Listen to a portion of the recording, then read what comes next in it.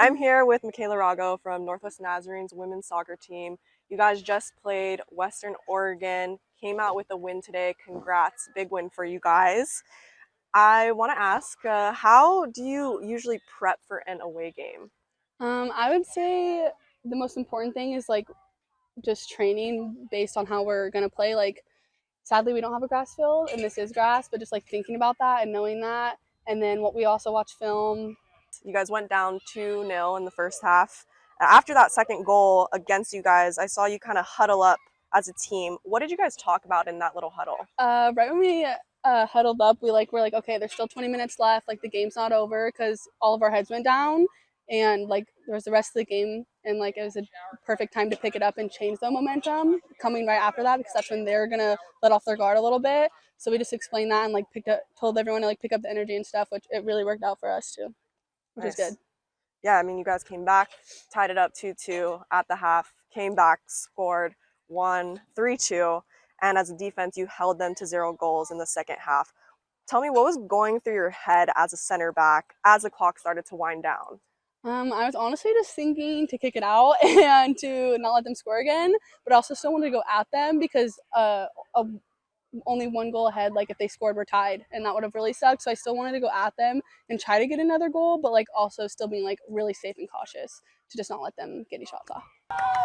Number 2, Nicole Lewis. Number 6, Madison Grande. I think that's super important, and there's going to be a lot of games where we're not going to have a ton of opportunities. Our shot count's going to be low, and we need to take advantage of every chance we get. Putting it in the back of the net, that's super important.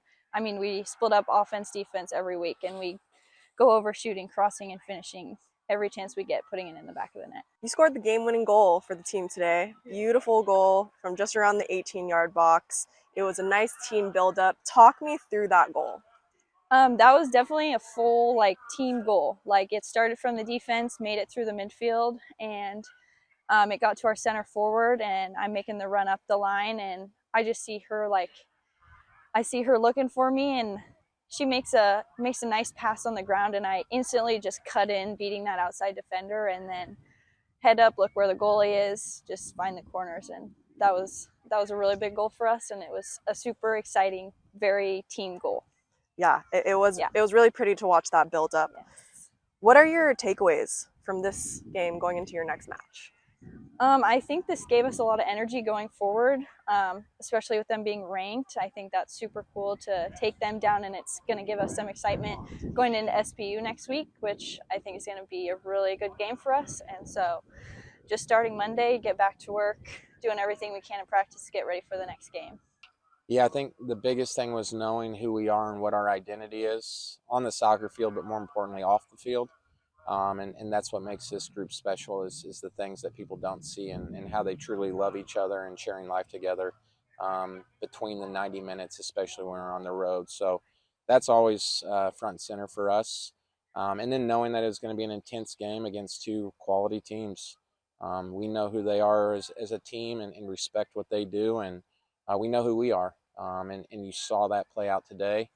We were fortunate to be on the good side of how that played out, but we also know that soccer is a tough game, and breaks went our way today, but stay humble and keep working. Yeah, I love that. You mentioned, kind of that connection that you guys build as a team off the field. And there was actually a phrase I heard you say a couple times, encourage each other, which I really like that. Tell me a little bit about that, why you use that phrase. Yeah, so that's part of our ethos as a team, and pillars of what we embody, and it's encourage, celebrate, and demand.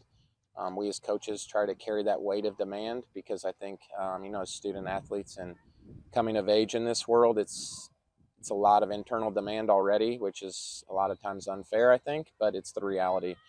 So we want them to play free and really celebrate their hard work that they put in together, and encourage each other in a way that helps us weather the intensity of tough matches. And then, hopefully we get it right as coaches and frame the demand in a way that's positive, but also makes us better on and off the field. So that's where that comes from, and that's part of who we are as a team. So, yeah. Yeah, that's great. I love that. Talking about the game a little bit, despite going down 2-0 in the first half, you guys were able to come back 2-2 just before the half. What was the conversation at halftime? What adjustments were made to get that final goal to seal the deal, winning 3-2? Yeah, I think for us, it's again back to knowing who we are, and it says on your shirt, which is cool, but human first, athlete second. Which for those behind the camera, that's what you're wearing, which I think is a pretty awesome message in and of itself. But it's that human element, right? It's that connection, that love they have for each other. You know, we're a team that's built of players that have been in the system a long time. If you look at our roster, it's fourth, fifth year seniors who have been here for 5 years, 4 years, juniors 3 years. Not many transfers, so it's a cultivation, and that's what we strive to do. And cultivating things takes longer, but when you do it right and it's from a place of love, you reap those benefits. And to see them weather that storm, that was an excellent effort on Western Oregon's part, putting 2 on us early. I reminded the group, we're at this space at 2-2 because of that love you have for each other, because that's a hard space to be in when you're down 2-0 away, and that's why we're good. We can manage the storms that come our way and see it through. So, yeah, that was special. And then, the offense, credit to Hannah and the attacking group and the work they're putting in, because we started off slow offensively, and now we're rolling, which is, again, due to their work when no one's around. And they were just off. One would zig, the other zagged, but they stayed with it, they stayed in it, and then they started pilling balls around and were real dynamic. So it was expected. It's the work they've done. It's what they're capable of doing, and they just executed it. So credit to again, Hannah working with the offensive group in trainings, and the attack doing what they do well. But we attack as an 11 and we defend as an 11. So total group effort, which is what you love to see. Yeah, I definitely agree. Great team win today. Congrats again. Good luck with the rest of your season. Everyone, Coach John Hawks from Northwest Nazarene's Women's Soccer. Thank you.